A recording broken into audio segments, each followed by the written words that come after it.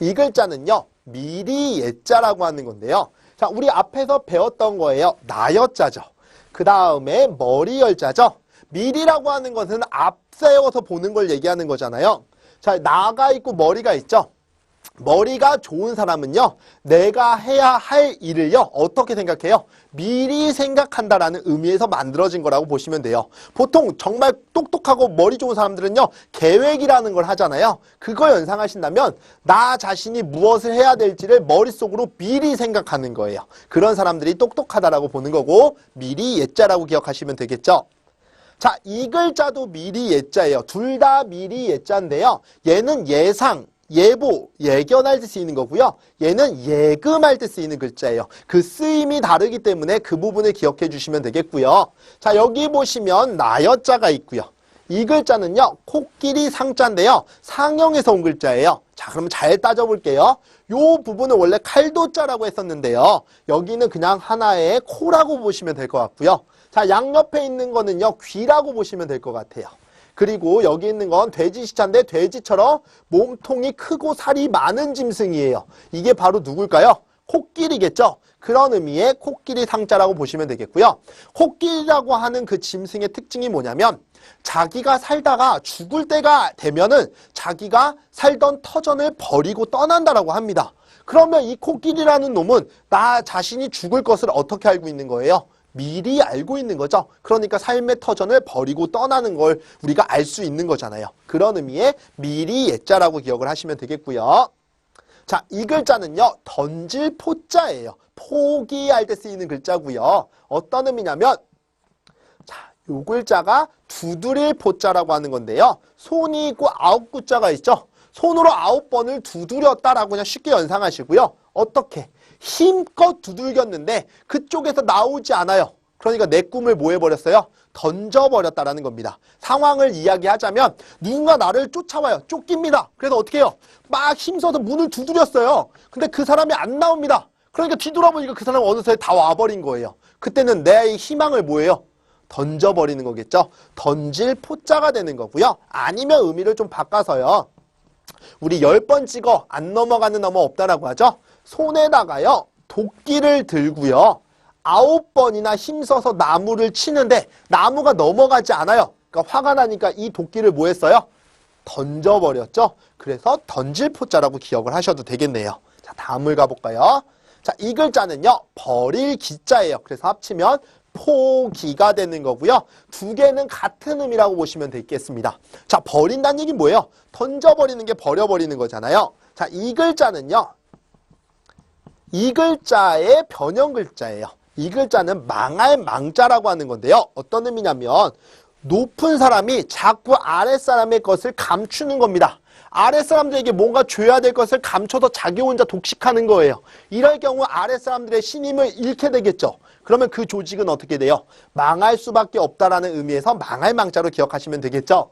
자, 그 다음에 여기 밑에 있는 글자는요, 세상세자의 변형 글자예요. 세상세자인데 이게 이렇게 합쳐진 거라고 보시면 되겠습니다. 이런 식으로 합쳐진 거라고 보시면 되겠고요. 세상세자는 우리가 사는 세상이에요. 여기에는 많은 재미있는 것들이 감춰져 있는 거죠. 그런 의미의 세상세자인데요. 자, 나무 위에 세상은 뭐가 있어요? 나뭇가지, 나뭇잎들이 있겠죠. 그것들이 망했다는 얘기는 뭐예요? 밑으로 다 떨어졌다는 얘기잖아요. 그거는 이 나무가 밑으로 다 던져버렸다라고 해서 버릴 기자라고 기억하시면 되겠습니다. 그래서 포기할 때 이렇게 쓰는 거고요. 두 개 글자는 굉장히 중요하기 때문에 반드시 기억하셔야 됩니다. 자, 그러면 버릴 기자부터 한번 네 글자 오랜만에 읽어볼까요? 시작! 버릴기, 던질포, 버릴기, 던질포, 미리예, 미리예, 미리예, 미리예. 얘는 예금할 때 쓰이는 글자라고 말씀을 드렸죠. 예금. 그 다음에 얘는 예보, 예상, 예견할 때 쓰이는 글자라고 했습니다. 자, 그 점 유의해 주시고요.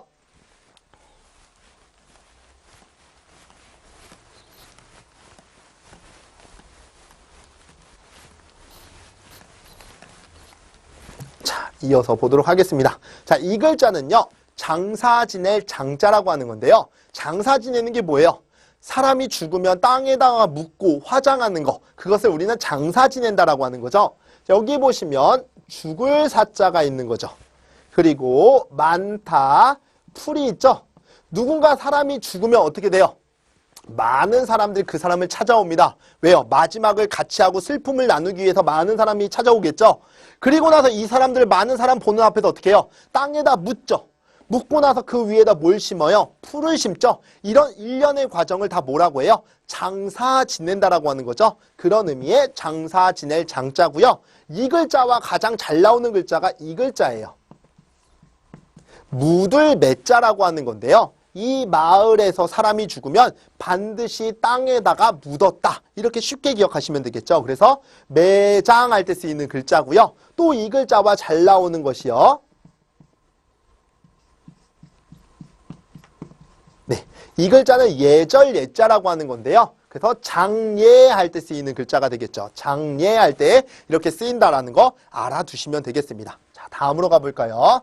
자, 이 글자는 엉길응자라고 하는 건데요. 엉기다라고 하는 거는요, 단단하게 굳어지는 것을 엉기다라고 하는 거고요. 자, 여기 보시면 차갑다가 있고요. 자, 이 글자는요, 의심할 의자인데요. 어떤 의미냐면 비수, 화살, 그 다음에 이 글자는요, 우리 아까 창모자라고 했었죠.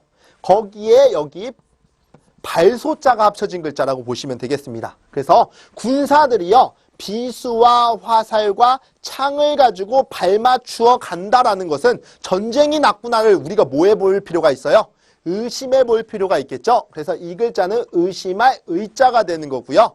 자, 전체적으로 보면 이 글자는 엉길 응자가 되는 건데요. 날씨가 차가워지고 추워지면 의심할 여지 없이 물들이 어떻게 돼요? 얼어가죠. 이렇게 굳어지는 것을 우리는 엉기다라고 하는 거고요. 언제 쓰이냐면 응고할 때 쓰이는 글자입니다. 응고가 뭐예요? 굳어지는 걸 얘기하는 거죠. 그때 쓰인다라고 보시면 되겠고요. 다시 정리하면 밖에 날씨가 차가워지고 추워지면 의심할 여지 없이 물은 얼어간다. 다른 말로 엉긴다라고 기억하시면 되겠죠. 그런 의미의 엉길 응자입니다. 자, 다음을 볼까요? 이 글자는요, 개수나무 개자예요. 개수나무에 있는 껍질이 뭔지 아세요? 네, 계피를 뜻하는 거고요. 자, 이 글자는 서옥규자라고 하는 건데요. 서옥이라고 하는 건 뭐냐면 신이 임금을 정할 때 그때 상서로운 구슬을 하나 주었다라고 합니다. 그게 바로 서옥이고요. 흑토자가 2번 쓰였죠. 그 이유는 땅이라고 보는 건데요. 많은 땅을 거느릴 수 있는 왕을 결정한 거죠. 그 왕에게 줬던 구슬이 뭐라고요? 서옥이라는 의미에서 서옥규자가 된 거고요. 서옥처럼 아주 값지고 쓰임이 있는 나무라고 본 거예요. 그 나무가 개수나무라고 본 건데요. 왜냐하면 아까 제가 개수나무 껍질이 계피라고 말씀드렸죠. 계피는 언제 쓰여요? 한약 재료로도 사용이 되고요. 그 다음에 우리가 먹는 음식으로도 사용이 되겠죠. 그런 의미에서 쓰임이 많고 가치가 있는 나무라고 봤던 거예요. 그게 바로 개수나무라고 보시면 되겠고요. 오죽하면 달나라까지 심었겠어요. 개수나무, 그 달나라까지 심었던 나무니까 우리는 개수나무라고 기억하시면 되겠죠. 자, 다음을 볼까요? 자, 이 글자는요, 화창할 창자인데요. 화창하다라고 하는 것은 날씨가 맑은 걸 얘기하는 거죠. 자, 여기 보시면 해 일자가 있고요. 그 다음에 뚫다가 있죠. 해가요, 비치는데 그 빛이요, 구름까지도 뚫고 나올 정도로 날씨가 좋다라고 보는 거고요. 자, 옆에 있는 이 글자는요, 변양자라고 하는 거예요. 우리 햇볕이라고 하죠. 그 따뜻한 기운을 햇볕이라고 하는데요. 자, 아침 단자가 있고요. 그 다음에 말물자가 있는데요. 이 말물자라고 하는 것은 뭐뭐 하지 말아라라고 하는 금지형에서 쓰이는 글자예요. 자, 남이 열심히 쌓아놓은 물건을 칼로 베는 행위는 하지 말아야 되겠죠. 그러면 어떤 의미가 되어 있냐면 아침이 되면 없어지지 말아야 할 것이 뭐예요? 햇볕이라고 본 거예요. 왜? 아침은 해가 떠야 되는데 해가 안 뜨면 이상한 거잖아요. 아침이 됐을 때 없어지지 말아야 할 물건 중에 하나가 햇볕이라고 본 거고요. 그 햇볕이 뜨거운 날에는 태양에서 빛이 나오는데요. 그게 구름까지도 뚫고 나온다라고 본 거예요. 그 정도로 날씨가 좋은 것을 우리는 화창하다라고 하는 거죠. 그래서 이 글자는 화창할 창자라고 기억하시면 되겠습니다.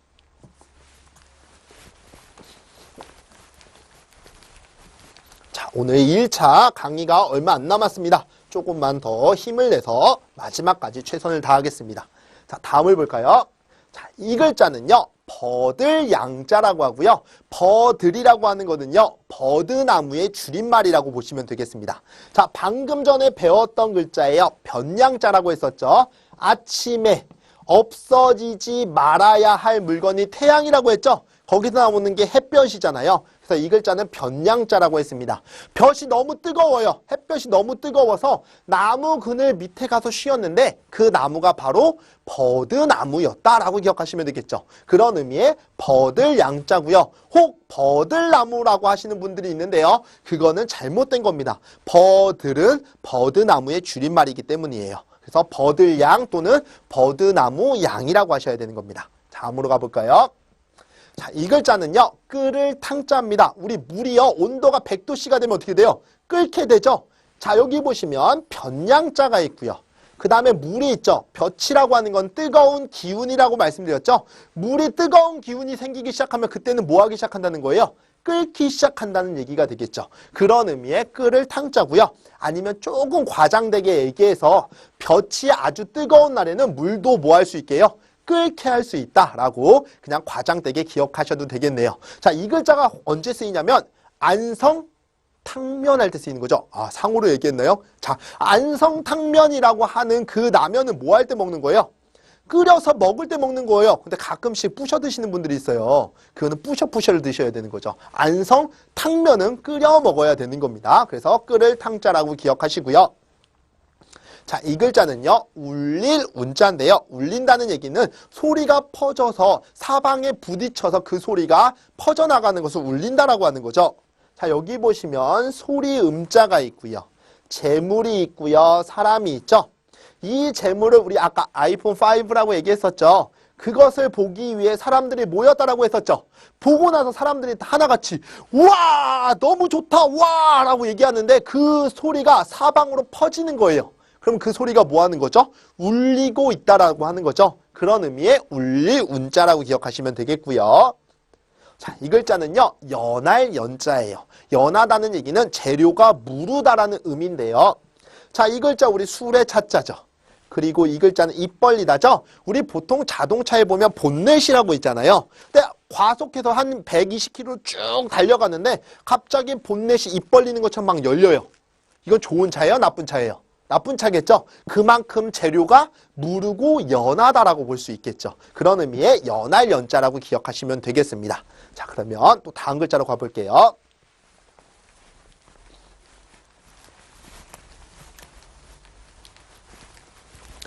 자, 이어서 보겠습니다. 이 글자는 서로 호자가 되는 거고요. 서로라는 개념은 뭐예요? 둘 이상이 함께하는 걸 서로라고 하는 거죠. 자, 우리 이거 기초 시간, 부수 시간에 배웠습니다. 힘써 일하다라고 했었죠. 이렇게 해도 힘써 일하다 거꾸로가 되는 거죠. 힘써 일할 때 양손을 맞잡은 거예요. 어떻게 일하는 거죠? 서로 일하기로 한 거죠. 그런 의미의 서로 호자라고 기억하시고요. 이 글자는 채색 채자라고 하는 건데요. 채색이라고 하는 것은요. 색을 칠하는 걸 채색한다라고 하는 거고요. 이 글자만 보면 켈채자라고 하는 겁니다. 자, 나무가 있고요. 우리 손톱 조자가 있죠. 나무의 뿌리를 손톱으로 캐낸다라고 보시면 되겠습니다. 그래서 손톱으로 캐낼 때 어떻게 해요? 이렇게 캐내죠. 이와 같이. 자, 이 글자는 우리가 털로 배웠었죠. 여기서는 붓의 털이라고 볼게요. 자, 나무의 뿌리를 손톱으로 캐내는 것처럼 붓의 털을 가지고 색을 칠하는 겁니다. 이런 것을 우린 뭐라고 해요? 채색한다라고 하죠. 그래서 이 글자는 채색 채자라고 보시면 되겠고요. 자, 만약에 여기에요. 어떤 글자가 들어가냐면 풀초자가 들어가면 이 글자는 나물채자라고 하는 거예요. 자, 길거리에 있는 풀을 우리가 캐서 먹죠. 그게 바로 뭐예요? 나물이라고 보는 거잖아요. 그런 의미에서 나물채자가 된다라는 거 기억해 두시면 되겠습니다. 자, 다음으로 가볼까요?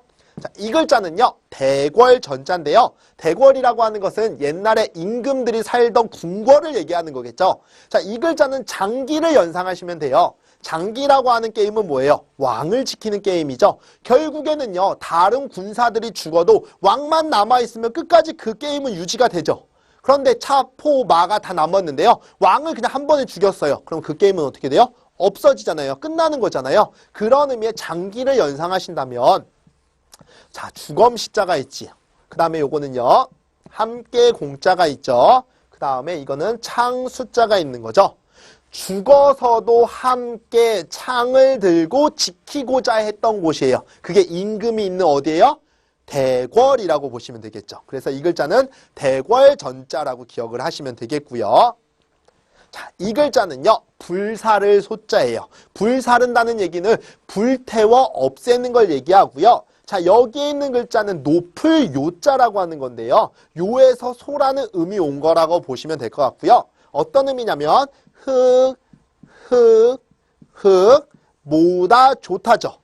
많은 흙을 모아다가 보기 좋게 쌓아놨어요. 그럼 높이는 올라간 거죠. 그래서 높을 요자가 되는 거예요.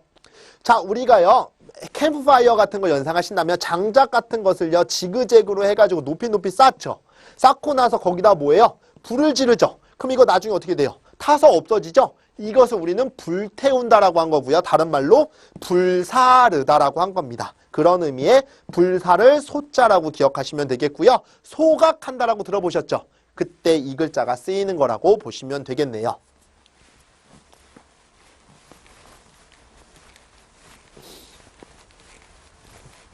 자, 또 이어서 보면요. 이 글자는 새벽 효자라고 하는 건데요. 자, 여기 보시면 아까 우리 높을 요자라고 했었죠. 그 다음에 요거는요. 우리 해 일자라고 볼 수 있겠죠. 자, 해가 높은 곳을 향해 올라갈 때가 그 시간대가 언제라는 거예요? 새벽이라는 거겠죠. 그런 의미에서 만들어진 글자라고 보시면 되겠고요. 이 글자는 실마리 서자입니다. 실마리라고 하는 것은요. 실의 끝을 얘기하는 거예요. 보통 우리 바늘에 실을 꿰기 위해서는 실의 어딜 잡아야 돼요? 가장 끝부분을 잡아야 되겠죠? 그것을 실마리라고 하는 거고요. 자, 이 글자는 사람자 또는 놈자자라고 하는 거죠. 그 다음에 여기 보시면 실사자가 있죠. 사람이 실을 가지고 바늘에 꿰기 위해서는 실의 중간을 잡으면 밑으로 떨어지니까 안 들어가겠죠. 그럴 때 어떻게 해야 돼요? 실 끝을 잡아서 넣어야 되는 거죠. 이 실 끝을 다른 말로 뭐라고 한다고요? 실마리라고 하는 겁니다. 그래서 실마리 서자가 되는 거고요. 단서할 때 쓰입니다. 우리 경찰관들이 범인을 잡을 때 단서를 찾았다라고 하죠. 그때 쓰이는 글자가 이 실마리 서자고요. 참고로 여기에다가 해일자가 들어가면 이 글자는요. 더울 서자가 돼요. 왜냐하면 해가 사람 바로 머리 위에서 비추고 있다고 생각을 해보세요. 굉장히 덥겠죠? 그런 의미에서 더울 서자가 되는 거고요. 여기에 만약에 그물이 들어가면 이 글자는요. 부서 서자가 된다라고 보시면 돼요. 또는 관청 서자가 되는 건데요. 어떤 의미냐면요.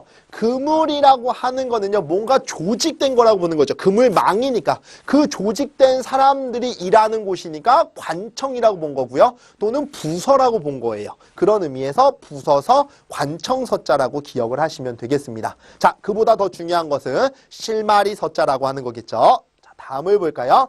자, 이 글자는요. 얽어맬 개자라고 하는데요. 얽어맨다는 얘기는 동여맨다라는 말과 같은 거예요. 자, 어떤 의미냐면 자, 이 글자는 술의 차자도 되지만 어떤 글자가 된다고도 했었죠? 군사가 된다라고도 말씀드렸죠? 군사가요. 이걸 그릇이라고 했잖아요. 우리 식판이라고 하죠. 군사가 밥을 먹기 위해서 식판을 들어야 되는데 식판을 한 손으로 들면 안 되죠. 두 손으로 들어야 되는데 그러면 가장 중요한 무기, 창을 버려둬야 되잖아요. 그럴 수는 없겠죠. 그러니까 창을요. 자기 몸에다가 실로 딱 붙여놓고 뭐예요? 얽어맨다라고 본 거예요. 자, 남자분들에게 제가 질문을 할게요. 군생활 하실 때요. 여러분 총이나 칼 이런 거 다 뭘로 배우셨어요? 어떤 분은 애인으로 배우신 분도 있고요. 어떤 분은요. 생명이라고 배우신 분도 있어요. 생명이나 애인이나 우리 다 늘 어디에다 놔야 돼요? 내 곁에 둬야 되는 거죠. 그런 의도에서 이 창이라고 하는 거는 버려둘 수가 없는 거예요. 그래서 군사가 밥을 먹어도 창을 버려둘 수 없기 때문에 나의 몸에 붙여놓고 실로 뭐예요? 얽어맨다라고 기억하시면 되겠죠. 그런 의미의 얽어맬 개자라고 보시면 되겠고요. 자, 마지막 글자네요. 이 글자는 여러 루자라고 하는 건데요. 여러 개라고 하는 건 수량이 많은 걸 얘기하는 거죠. 밭전자의 실사자죠. 아까 이 글자 유사한 글자가 하나 있었습니다. 간을 세자가 있었는데요. 자, 실로서 밭전자를 쓰니까 그 굵기가 가늘다라고 했었고요. 이번에는 다른 의도예요. 밭전자를요. 실로 쓰는 거는 같아요. 같은데 여기선 수량을 묻는 거죠. 실로서 밭전자를 쓰려면 실이 몇 개 필요해요? 여러 개 필요하겠죠. 한 번에 연결해서는 못 써요. 그러니까 하나 이런 식으로 각각을 갖다 놔야 되겠죠. 그러니까 실이 몇 개 필요하다? 여러 개 필요하다라고 기억하시면 되겠죠.